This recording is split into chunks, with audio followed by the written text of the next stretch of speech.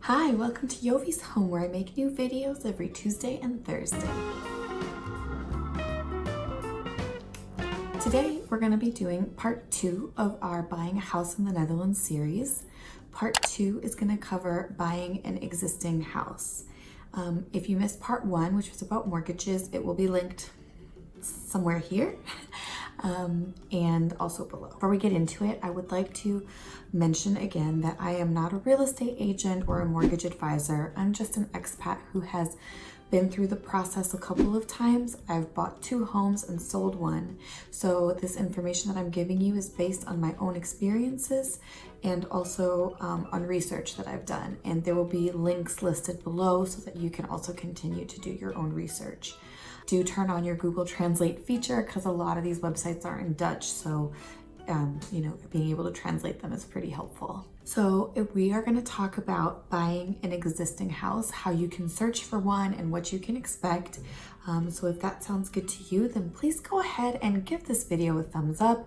Click that subscribe button. It really helps me out. And click that notification bell. It's also really helpful for me. So I appreciate that you're here. And I'm going to go ahead and invite you to come on in, kick off your shoes, and stay a while.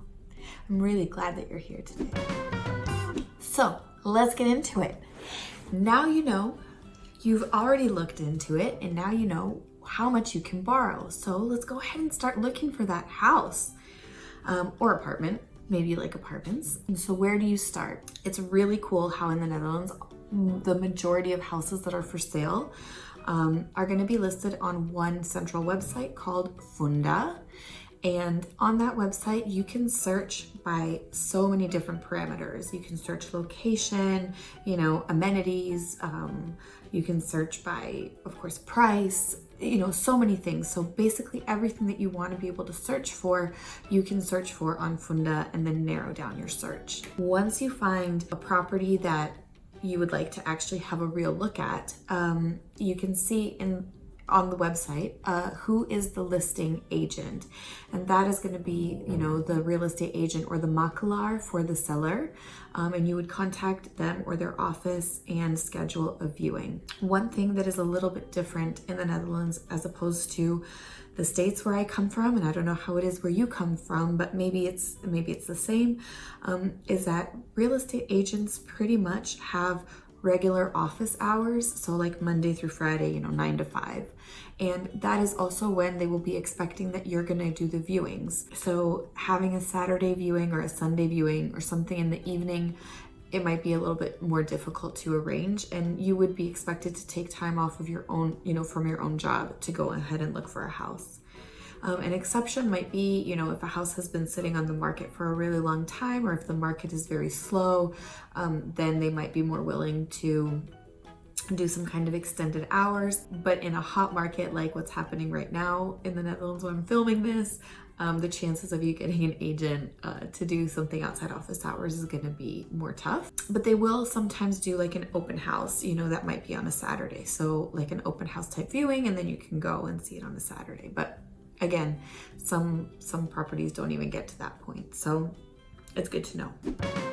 Finding a property, as the buyer, you can certainly choose to hire your own real estate agent that can help you through the process, and many expats choose to do this. The buyer's agent's fees are usually between 1% and 2% of the purchase price of the home, and this might be really worth it for you if you don't speak the Dutch language, or if you are a first-time home buyer, or if you want some specialized knowledge, if you need a specific area or something like this, it certainly might be worth it for you to hire your own agent. But it is not necessary. So when we purchased our first home, neither my husband nor I are Dutch. We searched Funda, found homes that we were interested in, and went on viewings on our own without an advisor. So certainly it's possible. In retrospect, maybe I would do that again. It's not necessary to hire an agent, but certainly if you have some very specific needs, then having an agent might be helpful. A super cool thing that they have in the Netherlands, you can send an SMS to a specific phone number that will be linked below. I don't have it memorized, certainly. And you can find out how much the current owner of that house has paid for that house. So basically you would know how much mortgage they have on the home, so that you know if you're going to put in an offer that is, you know, maybe below their asking price, that you know kind of how much room there is to wiggle in terms of your offer. On the other hand, you should know also that if you're in a super hot market like in Amsterdam, in general, homes are selling for above asking price and there are bidding wars. So you don't always want to lowball on that. But it's really cool that you can send an SMS to this phone number and actually get the information about how much the current owner paid for their house. Let's talk about fees. Some fees that are going to be for you as the buyer and not for the seller. So the first fee is called KK, kostenkoper. So you will see, for example, on Funda, you'll see this house is 100,000 euros, KK. And that means that you as the buyer are going to be responsible for all of the transfer fees, the notary fees, etc., that are going to be associated with you taking on that house. Another fee that you should keep in mind are what's called the UVV fees, or these are like maintenance fees. So if you are buying an apartment, a flat in a building, somewhere where there's shared amenities, for example, an elevator or something like that, there will be a monthly fee that you will have to pay into for the maintenance of this property, so that if the elevator breaks or the roof starts leaking, that it's all of the residents of that building will have been paying into a fund so that repairs on those common areas can be made. And also the last thing that you might have to pay for as the buyer are costs of any inspections that you want to carry out on a property that you're gonna put an offer in on. Now that we're talking about inspections, what kind of inspections? What kind of inspections can you do? What should you expect? So certainly if you're considering buying a property, do a technical inspection.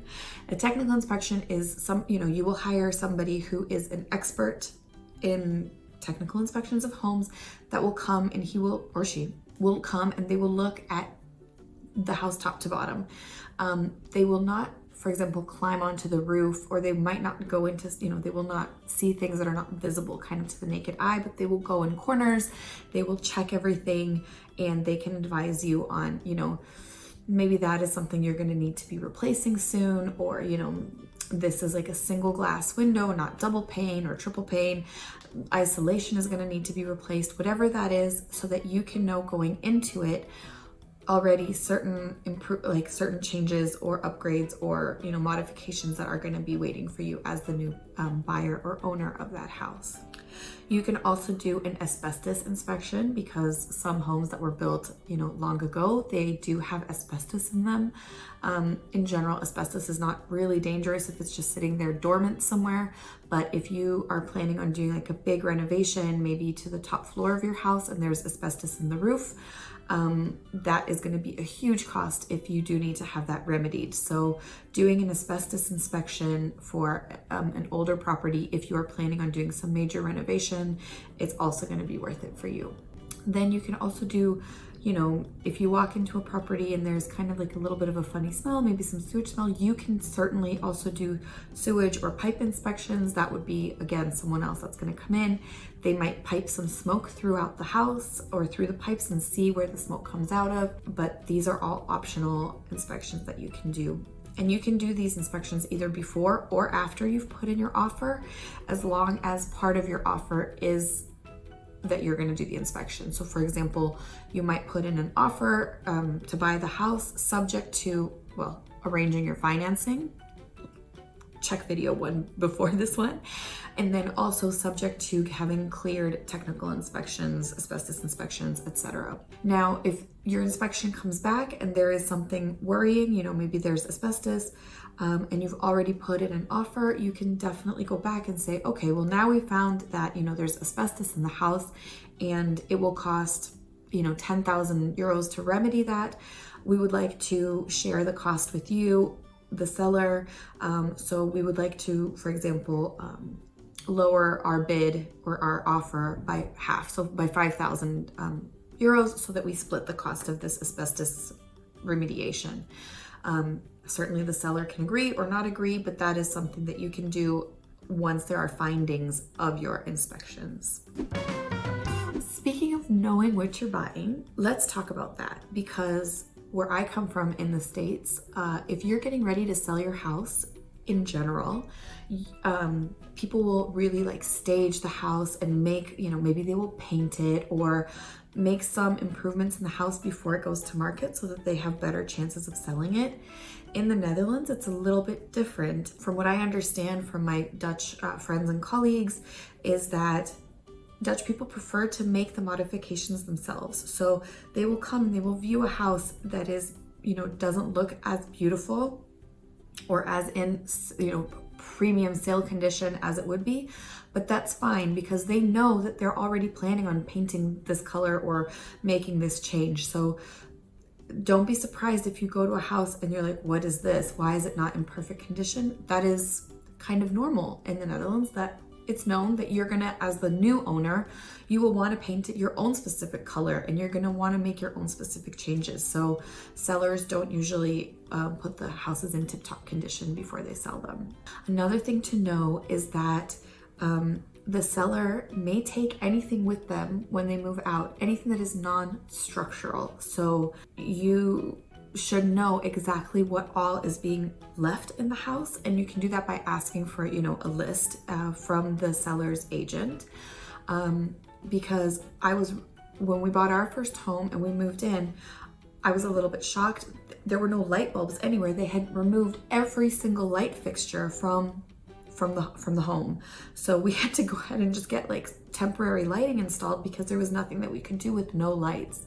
So things like lights, laminate floors. So laminate floors are not considered structural. So the owner might take those with them when they leave if they like their floors, and then you're left with a house with no floor.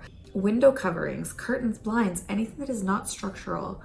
Furthermore, any kitchen equipment that is not built in. So by built in, I mean that looks like it is exactly part of the kitchen. Maybe the dishwasher has the same front as the kitchen cabinets, but if you have a standalone, like an American style standalone fridge, that might be gone when you come in because that is not considered structural to the home. So make sure you know what you're buying, what is staying and what is not staying. Also, you might be inheriting a house that is completely full of furniture. And if you don't know that up in advance and you haven't planned for having that removed, or, if you want to keep it, just know, get that list from the agent of exactly what is staying and what is going. Some things you can, negotiate with the seller.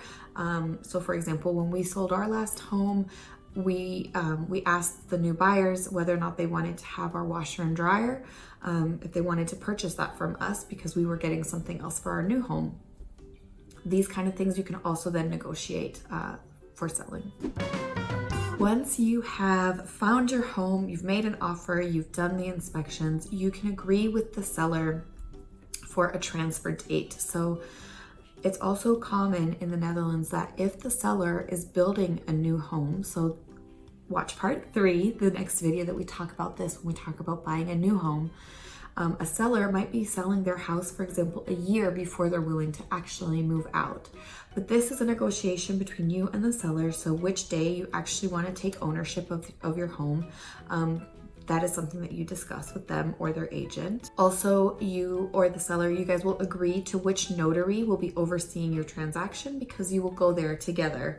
On the day of the transfer, you will go ahead and sign all the papers together. But yeah, you will go to one notary. You don't each have your own. That is something that you can discuss in advance.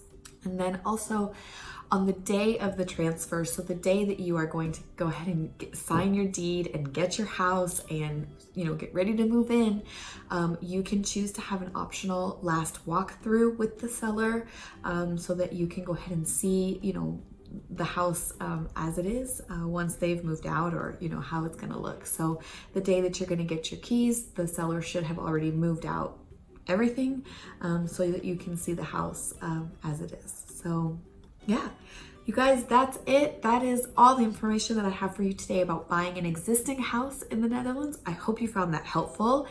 If you liked it, please go ahead and give this video a thumbs up. Click that subscribe button. It really helps me out a lot.